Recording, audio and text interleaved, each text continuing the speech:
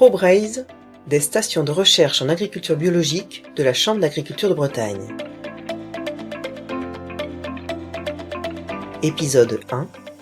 La station expérimentale de Trévarez, ou comment concilier robots de traite et pâturage en système laitier bio.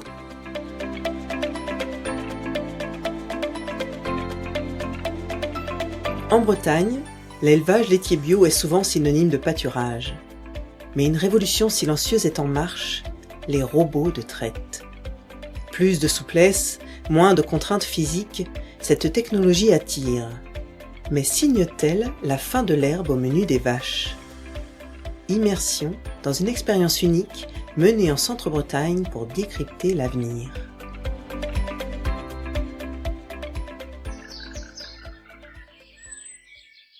La station expérimentale de Trévarez est la station expérimentale laitière de la Chambre d'agriculture de Bretagne, pilotée par les professionnels, avec la collaboration étroite de l'Institut de l'élevage. Pascal Lecoeur, responsable de la station expérimentale de Trévarez. Elle a la particularité d'avoir deux dispositifs expérimentaux depuis maintenant un peu plus de 10 ans, c'est-à-dire l'un en production laitière conventionnelle et l'autre en production laitière biologique. La station de Trévarez est une station de recherche appliquée parce qu'elle permet aux éleveurs de rendre applicable chez eux ce qui est testé dans les essais.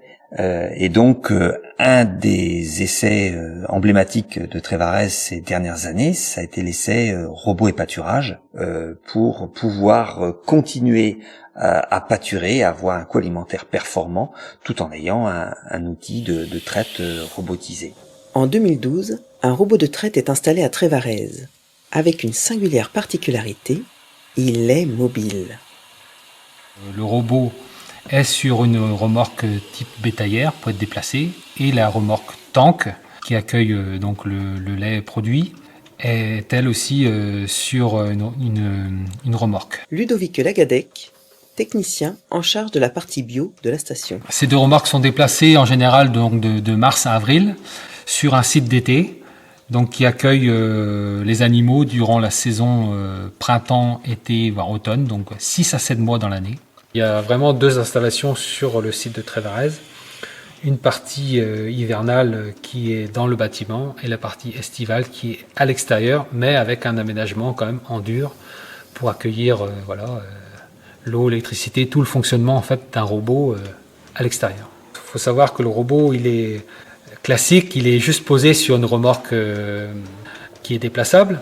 Toutes ces données sont envoyées vers l'ordinateur qui servent de support pour analyser par la suite toutes les données de production, éventuellement de problèmes de santé, d'analyse de cellules toutes les semaines. Donc le troupeau bio moyen est de 48 vaches laitières qui produisent en moyenne 17 litres de lait par vache par jour. Clara Gézéquel, chargée d'études en production laitière bio à la station expérimentale de Trévarez. Et donc mon travail à moi, c'est de collecter les différentes performances zootechniques des vaches, donc que ce soit au niveau de leur poids, de la qualité du lait, de leur note d'état corporel, de leur fertilité, de leur gestation, de leur bien-être. Et également, je participe à tous les prélèvements sur la partie végétale. Donc, je participe aux herbomètres qui sont faits tous les jours, qui permettent de prévoir le stock d'herbes et donc le plan de pâturage. Et également des prélèvements pour évaluer la valeur alimentaire de l'herbe, des mesures de piétinement, de la composition de la prairie.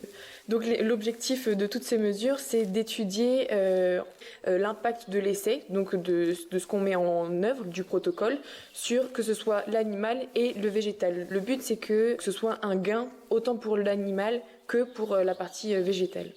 L'alimentation qui est la plus économe, c'est l'herbe que les vaches vont elles-mêmes chercher donc au pâturage.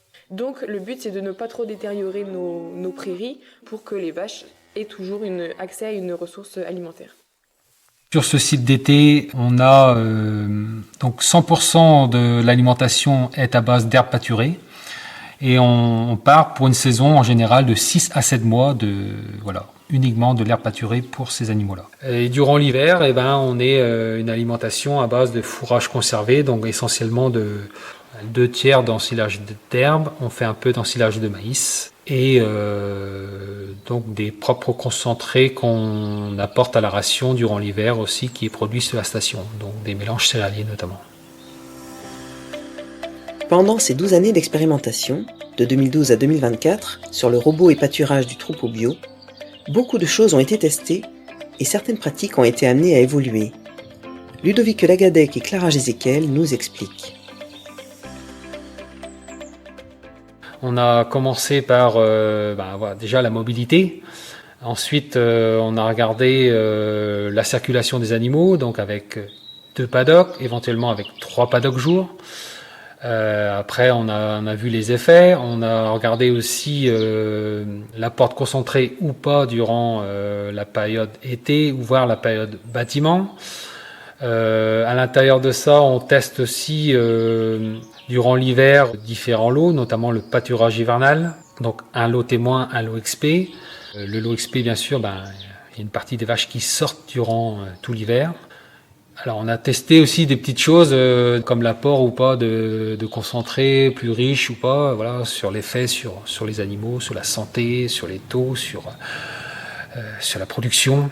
Depuis 2020, on a décidé à la station expérimentale de Trévarès d'arrêter de distribuer des concentrés, toujours dans un objectif d'avoir un système autonome alimentaire. Ce qui nous a permis d'économiser 5 tonnes de concentré.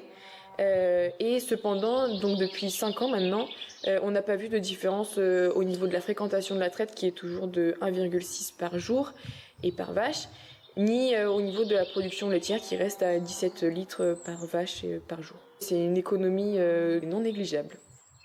Depuis 2015, on a également décidé de faire du croisement 3 voies sur la station expérimentale de Trévarès, juste pour le troupeau bio. Donc nous, sur le troupeau bio, c'est un mélange de 3 races, donc de la normande, de la jersiaise et de la Primolstein. Et donc ce mélange de différentes races nous permet d'avoir des gains au niveau du taux bitureux, du taux protéique, de la fertilité, de la santé de la mamelle, de la conformation des animaux et de leur tempérament, et ce qui nous permet d'avoir un troupeau adapté au système bio, herbagé, pâturant, au village groupé. On essaye de plus en plus de maximiser notre période de pâturage. On a gagné l'équivalent d'un bon mois à l'extérieur durant ces 12 années, du fait de déplacer le robot de plus en plus tôt, entre guillemets, les bonnes années, et le garder de plus en plus tard aussi, suivant les bonnes années. Nous, on voit bien que même avec un certain changement climatique, ici, on sera très peu impacté, et on a quand même de plus en plus d'herbes quand même à exploiter à l'année, chose qu'avant, même l'hiver, des fois, l'herbe freinait. Maintenant, avec les conditions climatiques un peu plus douces, en moyenne, on a de l'herbe pratiquement à disposition toute l'année. Alors, bien sûr, on a un peu moins de production puisqu'on est sur un fourrage économique qui est à base d'herbe pâturée, mais voilà, c'est compensé par, disons, un coût alimentaire très bas avec l'herbe pâturée, quoi, en fait. On gagne en santé, on gagne en repro, on gagne en qualité du lait. Ce qu'on cherche, c'est faire de la longévité, donc faire vieillir nos vaches au maximum pour élever aussi moins de jeunes par la suite, quoi, en fait. Fin 2024, se sont achevées les 12 années d'expérimentation en robots et pâturage. Mais quelle conclusion en tire la station ? On a réussi à montrer donc depuis de nombreuses années que justement on peut pâturer énormément avec un robot, mais ça impose quand même certains équipements. Si on veut pâturer longtemps dans la saison, parce que les conditions sont très changeantes d'une année sur l'autre ou même en courte saison, il faut avoir quand même une circulation qui soit fluide, du coup des chemins adaptés pour une bonne circulation des vaches. La contrainte qu'il peut y avoir avec un robot en pâturage, c'est que il faut gérer le parcellaire, déjà avoir un parcellaire groupé autour des bâtiments et avoir quand même une certaine envie et volonté de pâturer avec ces animaux-là. Un éleveur qui veut pâturer avec un robot dans un bâtiment classique, il s'équipe avant tout d'une sortie, donc une porte de tri, c'est l'idéal pour diriger les animaux. Donc soit ils restent en bâtiment, soit ils sortent, quoi.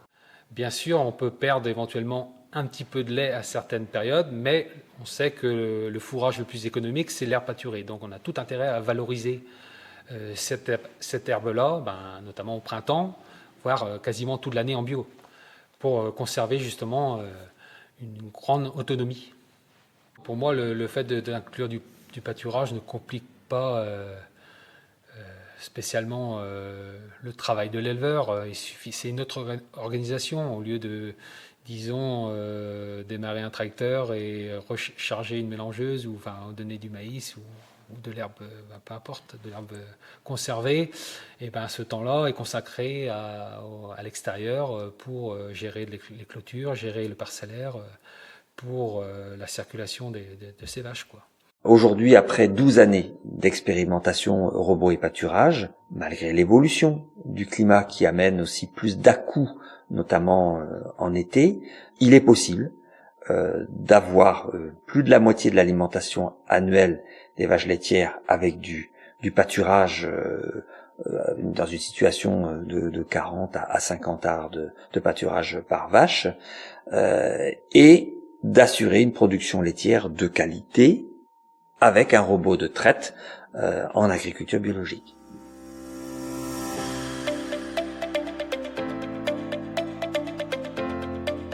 L'essai au long cours sur le robot de traite a permis d'apporter de nombreuses références aux éleveurs et aux conseillers, tant sur la conduite animale que sur la gestion du pâturage. D'autres expérimentations prennent le relais et récemment, la station s'est engagée dans des programmes de recherche européens sur les innovations techniques, la diminution de l'empreinte carbone ou encore l'optimisation des performances technico-économiques en système laitier biologique. Outre ces missions de recherche, Trévarez est également un lieu important de diffusion. Elle reçoit chaque année sur son site entre 1300 et 1500 visiteurs professionnels, qu'ils soient éleveurs, techniciens ou étudiants. Elle est également de plus en plus présente sur les réseaux sociaux. Elle rayonne bien au-delà de la Bretagne et elle a beaucoup à partager.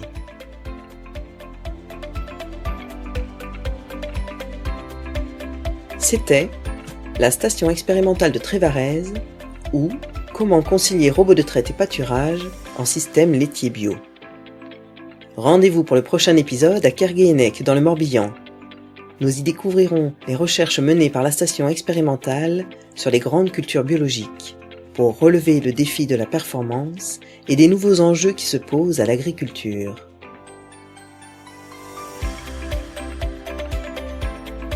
Merci aux membres de la station expérimentale de Trévarez, Pascal Lecoeur, Ludovic Lagadec et Clara Gézéquel. Réalisation, prise de son et mixage, Sarah Bascou. Une production de la Chambre d'agriculture de Bretagne. Ce podcast a été réalisé grâce au concours financier du Programme régional de développement agricole et rural et des conseils départementaux des Côtes-d'Armor, du Finistère et d'Ille-et-Vilaine.